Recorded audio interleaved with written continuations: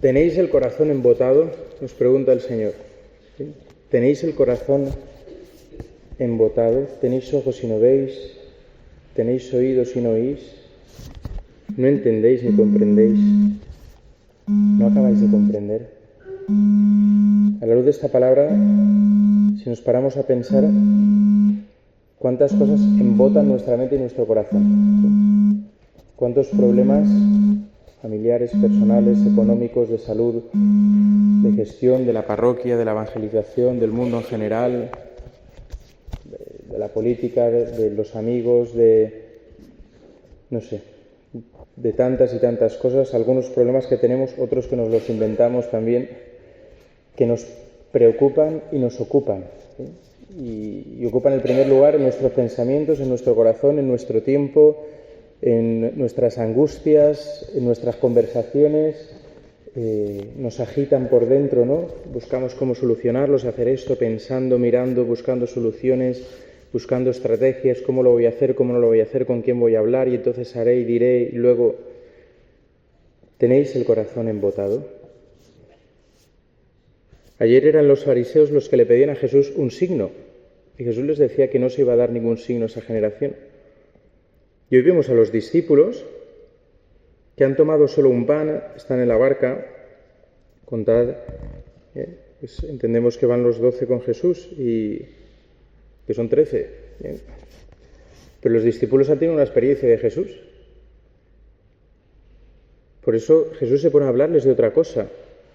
Evitad la levadura de los fariseos y de Herodes. Jesús está instruyéndolos, está tomando el pan como punto de partida, les está hablando de evitar una vida hinchada, pero vacía. Una vida que es apariencia, que es máscara, pero que no tiene consistencia, que no tiene contenido. Evitar un cumplimiento que solamente sea externo para poder vivir un cumplimiento de la voluntad de Dios, no solo aparente, sino real.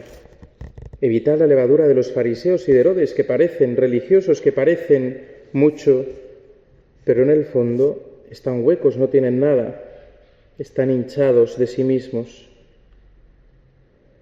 Pero ellos discutían sobre el hecho de que no tenían panes. 2 pasajes anteriores hemos leído la multiplicación de los panes y Jesús les pregunta, oye, ¿en serio estáis hablando de esto? ¿No os habéis enterado de nada? ¿De nada, de nada? ¿Tenéis el corazón embotado? ¿Estáis viviendo como si no tuvierais un padre? ¿Estáis viviendo como si no fuerais hijos? ¿Estáis viviendo como si no hubierais visto quién soy yo y qué hago? ¿Estáis andando preocupadas y angustiadas y agitadas por tantas cosas como Marta, cuando solo una cosa es importante?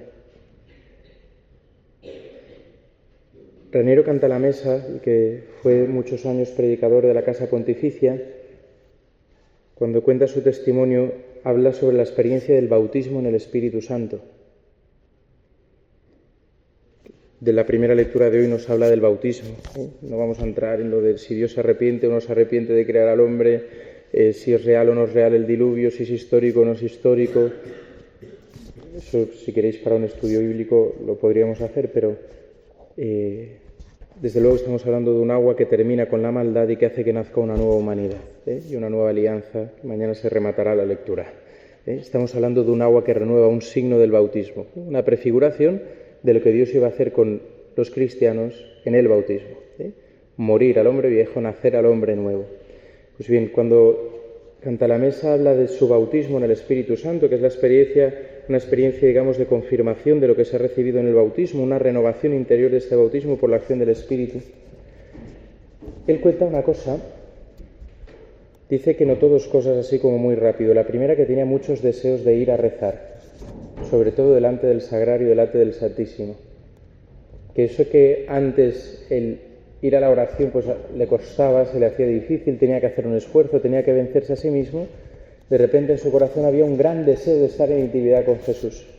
Y otra cosa que cuenta, por lo de la lectura de hoy, y el corazón embotado y el estar preocupados y ocupados en tantas cosas, sin dejar a Dios ser Dios, él cuenta que se iba dando cuenta que Si un trabajo, preparar una clase, preparar una charla, una conferencia, un retiro, por poner tiempos, le costaba 2 horas, cuando él recibió el bautismo del Espíritu y se dejó llevar a la oración de una manera más intensa, dice, yo rezaba 1 hora o 1 hora y media, y después con media hora, con la otra hora, hacía el mismo trabajo.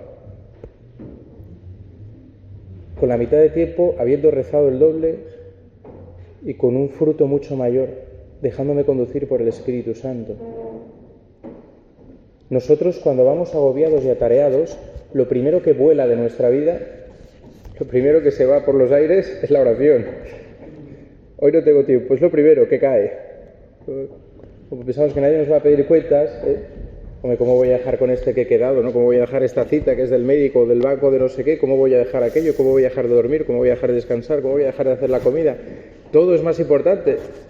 La vida se nos lleva y todo es más importante. Por eso lo primero que se va por los aires cuando nuestra vida sube de intensidad es la oración. La experiencia de los santos, la experiencia de la fe nos dice que si confiamos en el Señor, que si buscamos primero el reino de Dios y su justicia, como dice Jesús en el Evangelio, lo demás se nos da por añadidura. Que dices, mira, tengo muchas cosas que hacer, pero Señor, voy a fiarme de ti, voy a confiar en ti. Si ya he visto en mi vida cómo tú, el pueblo de Israel tiene esta experiencia, oye, con el ejército detrás, con el mar rojo delante, y de Señor, ¿y ahora por dónde salimos? ¿Nos ponemos a forjar espadas o nos damos ya por muertos? Entonces el Señor le dice, no, coge el cayado y golpea el mar. Pasad por el mar. ¿Cómo? Con esa posibilidad yo no contaba. ¿Cuántas veces ha actuado así el Señor en tu vida? En un problema, en una situación de cualquier tipo, de salud, económica, de un problema familiar, de tantas cosas en la parroquia, en la evangelización, en un amigo, que donde tú no sabías ni podías y con lo que tu lógica ya no contaba, con tu razón habías valorado las posibilidades y el Señor de repente ha abierto una puerta en la pared, una puerta que tú no habías visto y dices, no, ¿qué es por aquí? Y dices, ostras, y yo dándole vueltas a la cabeza. ¿Cuántas experiencias de esto has tenido en tu vida? De que el Señor es providente, de que Él se preocupa y se ocupa de ti. Que no te preocupes ni te ocupes tú en exceso. Tú haz lo que tengas que hacer, obviamente, no te tires a la Bartola. Estamos ahí. Pero sobre todo pon al Señor el primero. Busca cuidar la oración, escuchar su palabra, invocar el Espíritu Santo, dejarte conducir por Él, que Él es el que va realmente a hacer la obra. Cuando estudié historia en el instituto nos explicaban lo que era el despotismo ilustrado, que decían todo para el pueblo, pero sin el pueblo. Nosotros muchas veces hacemos todo para los demás, incluso pensamos que hacemos todo para Dios, pero sin Dios. Yo voy a hacer para Dios. Y al final nos agobiamos y nos saturamos. Cuando lo que el Señor nos dice, no, si yo lo que quiero es que estés conmigo, que seas conmigo, que seas hijo, y el hacer vendrá como consecuencia. Y será una obra hecha según mi voluntad, porque si no nos arriesgamos a estar haciendo nuestra voluntad y no la de Dios. Mirad, termino con esto. Lo he contado muchas veces, ¿no? Pero cuentan que Santa Teresa de Calcuta, llegaron unas hermanas en un momento y le dijeron, Madre, no llegamos al trabajo diario. O sea, aquí cada vez hay más enfermos, más moribundos, más niños, más trabajo, más comidas, más enfermedades, más, estamos agotadas. Y que Madre Teresa se quedó pensando y dijo, es verdad. Tenemos que levantarnos 1 hora antes y rezar 1 hora más, porque si no, no vamos a llegar. Ellos esperaban que les dijera, oye, quitamos un poquito de la oración, descansamos un poco más y así estamos más descansadas para el trabajo. Pero Madre Teresa, que vivía de la fe, incluso no viendo nada, la mayor parte de su vida no viendo nada, ninguna luz del Señor, ningún consuelo del Señor, tenía esto claro. Si nos hacen falta más fuerzas, necesitamos orar más. Y entonces podremos hacer lo que Dios quiere, como Dios quiere y cuando Dios quiere. Pues yo te invito en esta mañana Pide al Señor, ¿no?, que Él también haga nacer un hombre nuevo en ti, que esta maldad que nace de nuestro corazón y que es lo que realmente nos cansa, nos agota y no nos deja tener tiempo para hacer lo que Dios quiere, que son nuestros pecados, que nos gastan mucho tiempo y muchas fuerzas, nos quitan los pecados. Pues que el Señor renueva tú en mí, que pueda confiar, que deje de estar hinchado, que deje de preocuparme como si yo fuera el dueño de mi vida, como si yo fuera el dueño del cotarro, el amo del melonar, aquí, como si fuera el que manda, el que conduce, el que dicta y ordena. Señor, si eres tú, si yo sin ti, si Jesús nos lo ha dicho, sin mí no podéis hacer nada. Pues ¿qué estamos hablando? Si hay pan o no pan, si hay problemas, si esto se puede solucionar, si hay que contar o no hay que contar.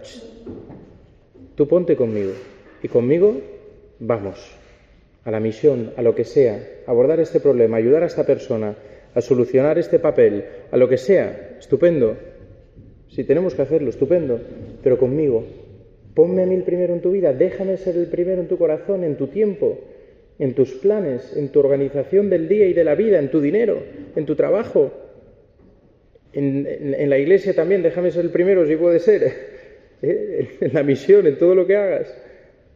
Y lo demás se te dará por añadidura.